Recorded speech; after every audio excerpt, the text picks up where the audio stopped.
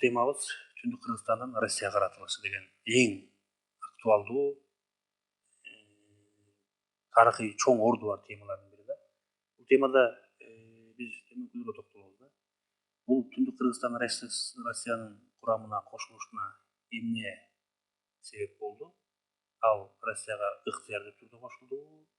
Россия күч колдонуу менен каратып алды деген мына ушундай актуалдуу нерселерге токтолобуз да. Мында төмөнкүлөрдү айтып кетелим. 19-40 жылдарында Түндүк Кыргызстандагы саясий абал өтө курч болгон. Саясий абал курч болгон. Себеби мына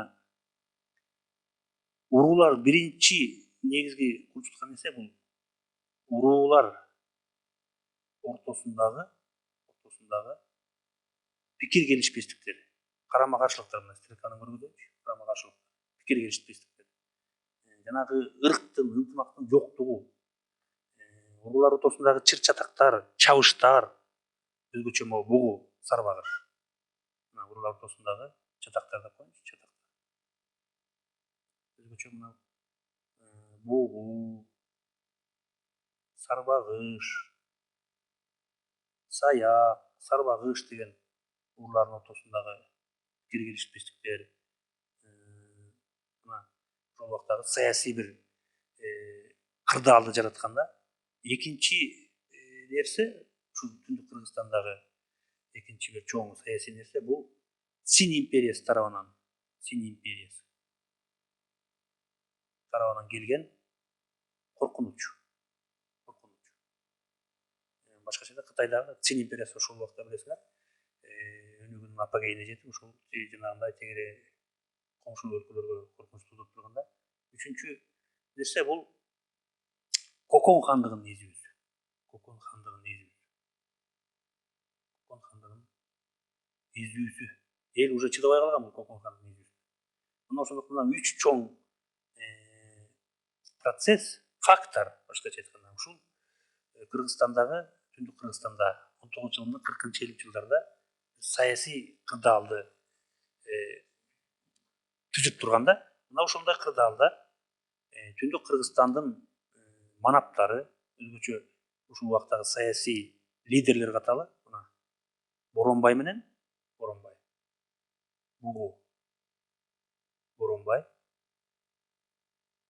анан эң чоң дагы уруу бирикпеси Сарбагыш,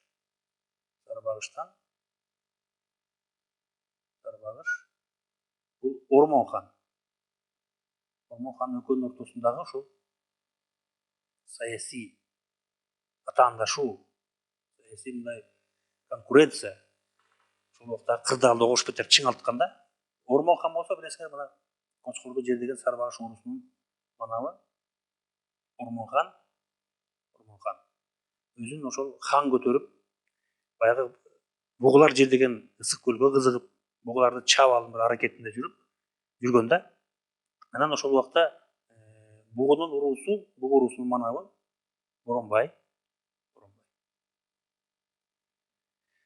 Мына ушундай саясий кырдаалдардан, уруулар ортосундагы чыр чатактан, жанагындай коркунучтардан чоң мамлекет келгендин бир кутулуунун ылажысы дейт кыргызча айтканда, мындай бир себеби катары бул Россияга кошулуу идеясын көтөрүп чыкканда, анан Россия менен кошулуу идеясын көтөрүп чыгып да, ал 1854 жылы 26 сентябрда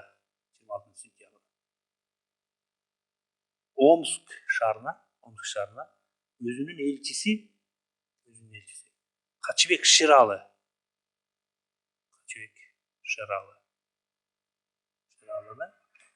ошол элчиликке жиберет дагы. Ал элчиликтин негизги максаты эмне болгон? Ошол Ысык көлдү жердеген бугу урууларын Россиянын букаралыгына кабыл алуу өтүнүчүн ошол орус бийликтерине жеткирүү болгон да. Анан ошол Качыбек Шералды Омск шаарына жиберет. Качыбек Шералы 1855 жылы 17 январда январда Омск шаарындагы Батыш Сибирь генерал губернаторунун ошол Ак сарайда Куран кармап ант берет да, ант берет.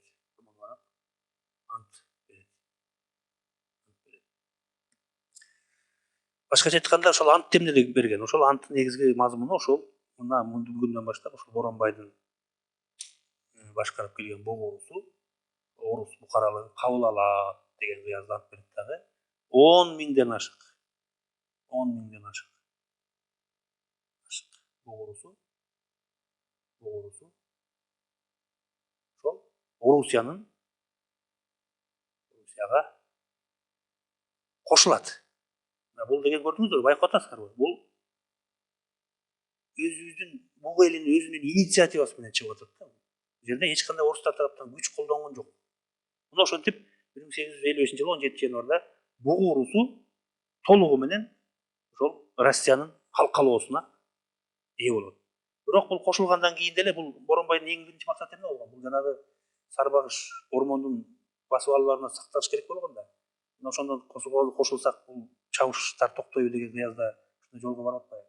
Бирок кошулгандан кийин сөзсүз түрдө баягы уруулар ортосундагы чабыш токтогон, басаңдаган десек болот да. Бирок дагы эле болсо ортодогу мындай ыйкылык пикир келишпестик дагы эле улана берген. Андан кийин бул бөлдүктөрдү туурап, бөлдүктөрдүн жолуна түшүп, чүйлүк кыргыздар дагы, чүй борунда жашаган сол тоорусун кыргыздар дагы ошол Орусиянын тарапка кошулууга далалат кылып аракеттерди жүргүзө баштаган. 1862 жылы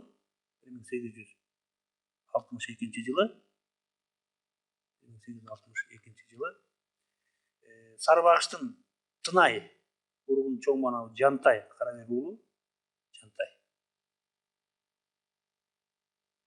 ошол Верный шаарына, азыркы Алматы шаарына барып, Верный деп коелу,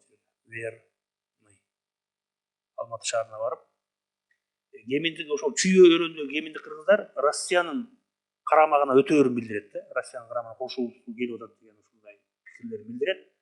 Ушундан кийин Жантай жана анын уулу мына жерде мына Шамдандын сүрөтүн келтирдик. Шамдан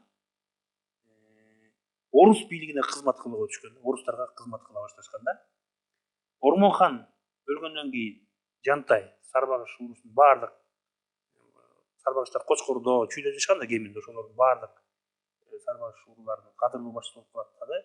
Орус өкмөтү Жантайга 1867 жылы Жантай подполковник деген, полковник деген чини ыйгарылып, алтын медал менен сыйланган да. Андан кийин 1862 жылы жайында Бишкектин чүй өрөөнүнүн талашка чейинки жашаган сол тоорусунун манабы Байтик Канай уулу кокондуктардын Байтик Канай уулу. Бул жерде Байтиктин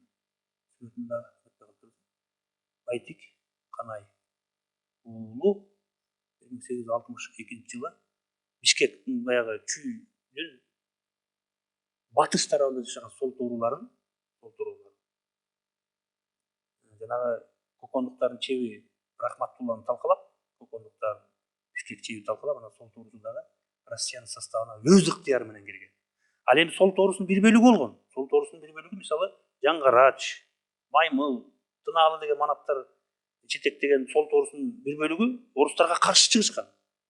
Аларды болсо орустар күч колдонуу менен 1864 жылы сол тоорусунун бөлөк тармак Жаңгарач би башкарган бөлөк уруу бирикмелерин орустар күч колдонуу менен басып алышкан.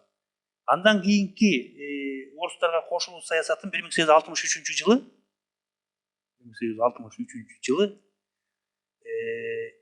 ат башыны жердеген Черик уруусу чериктер деп жазып коеюнчу. Чериктер уланткан. Алар дагы орус бийликтерине кайрылышып 1868 жылы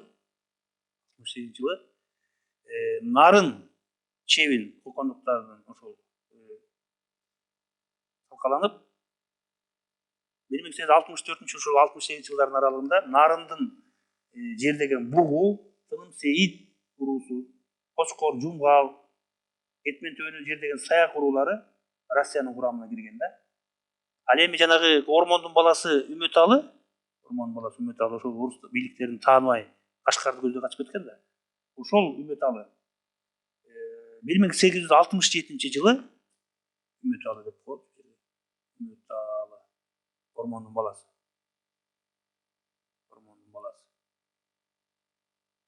Орус бийликтерине 1867 жылы орустар күч колдонуу менен ошол Үмөталыны орустардын составына кошкон да. 1868 жылы мына жерге жазып коеюн. 1868 жылы Нарын жана Караколдо орус чептери курулган. Нарын, Каракол орус чептери курулуп, алардагы туруктуу аскер кошундары тургандан баштап Кыргызстандын түндүгүнө Россиянын бийлиги реалдуу түрдө орногон да.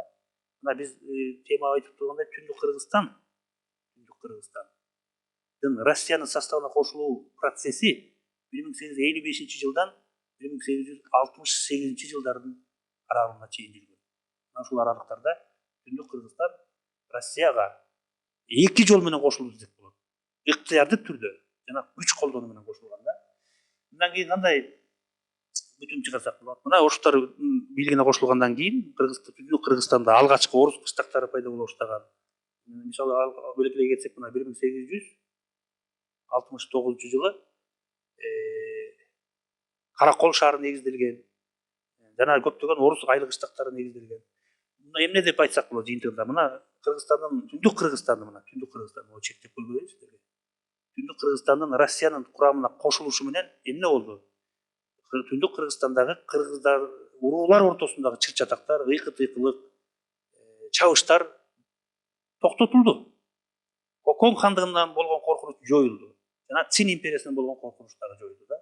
Ошентип 1855-60 жылдар аралыгындагы жылдарда Түндүк Кыргызстан Россиянын составына кошулуп